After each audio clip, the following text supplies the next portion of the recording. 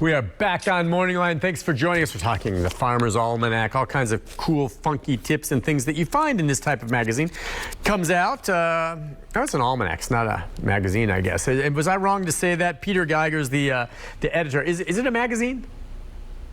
You are very philamish, which means you're smart, and you're correct. That's not philom. It's a publication. But, you know, I said earlier that somebody has sent me 50 copies of almanacs that date back to 17-something. Yeah. And some of them were anti-slavery almanacs, some were medicinal, some were religious. Much like magazines today, you have different reasons for different almanacs. So in Lewiston, in my building, I have this museum, and we have literally 2,000 old almanacs. And so different almanacs for different reasons. And that's, you can call me whatever you want. Call me an annual publication. You have potential, Nick. A philome, which is what he has next to his name. Peter Geiger, philome editor. And again, as you said, philome, it means lover of learning. And you are, by the way. I mean, I'm reading about all the things you've done with regard to public education, Adopt a School program. You really have been involved in a lot. I mean, you like teaching and learning, don't you? Well, I do. And I just retired for 13 years on the Maine State Board of Education. I did Adopt a School. There's something about giving back it's in my DNA. It was my father, and doing things for other people. And I would love to hear from some people who are listening right now to hear what they do. But it's all about giving back, and the almanac is very different. As a matter of fact, my Adopt a School program started because I was giving a speech to fifth graders in Atlanta, Georgia, and they learned that the bank who brought me to town was actually adopted to school. So I came back and said, somebody should do this. Next thing I know, I got this Adopt a School program going, and over my head is a picture of President Bush giving me a point of light for my work on education back in the 90s. We're only as good as the next generation. We're only as good as we want it to be. And today, there's just so many distractions. The one reason the Almanac has been successful is we don't get into politics. We stay away from all of this. Yep. The most controversial things that we've ever done is perhaps trying to change Thanksgiving from the end of November to the middle of October. We used to have a campaign every year about something. And so one year it was going to be moving Thanksgiving to October because there is no date for Thanksgiving, and it was arbitrary as to when they did it, but it's after the harvest, blah blah blah. So we did that. We took a poll on whether we could change the national anthem to something else, and some lady sent me her national anthem and had it recorded in the whole 9 yards. You learn a lot about stuff. And so we've had all these different campaigns. I think my favorite, quite frankly, was my Patient's Bill of Rights. So if your doctor keeps you waiting 20 minutes 3 or more times, and you mail that doctor a bill for your time. Yeah, I love it. And everybody reacted so strongly to that. And even the doctors, there are times they're going to be behind. Sure. But not every time. So we've had a number of campaigns, and that's been fun. Today, everything is a bit more, everything can become controversial, and we're not controversial, which is why I think we've survived all these years. Sure, you stay away from, you're nonpartisan, you go that way, and I think it's wise not. The politics doesn't need to play a part in this and some of those more controversial issues. Now, you do have some things like, for instance, you have a section here that I'm looking at, not only on astronomy, but on astrology as well. You've got the Leos and the Libras and the Sagittariuses.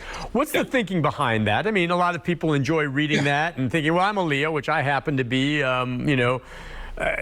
that, that's not scientific in any way, but what about including that? Well, it was part of what almanacs were about, and there are people who enjoy it, and I think we even say in the almanac, if you enjoy it, here it is. So it isn't like, I don't know. Yeah, so I'm not touting it. I'm just putting it in the almanac because that's what you find in almanacs, and I think for people, it's either entertaining, amusing, or a very important part of their life. And so it's one of those components of the almanac that we've maintained. As I thumbed through here, I was looking, in fact, I'm going to maybe do some fishing this weekend. I'm not much of a fisherman, but fishing, folklore, and superstitions, which is perfect. People here in Tennessee obviously love to fish. We've got great lakes around here and rivers, and people get out and about. And like on page 100, you've got folklore and superstitions. Spit on your bait once, it's on the hook. It will bring you luck. Is that right? Well, Is that right? Well, that's. Well, yeah, we just took some of the funnier folklores. You're supposed bananas bring bad luck. Never bring them fishing. Yeah. Use cake for bait, and you'll catch a lot of fish. We actually have a fishing calendar that actually, in terms of my online traffic, is the third most popular page that people go to, and mostly men between 18 and online you can kind of measure ages and whatever. Yeah. But it's a very popular page. The second most popular, I don't know whether it's the most popular or the moon information. The full moons, the what's going on in the atmosphere, the skies is very, very important, and that's probably the most traffic we get, particularly the full moons, because we have a definition about all of them, video on each one, and people are interested. It's and we should be interested. There's so little that we can do for ourselves these days.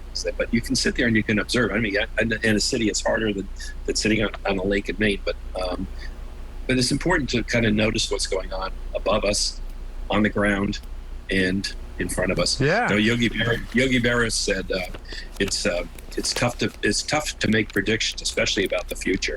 So Yogi would appreciate my weather predictions.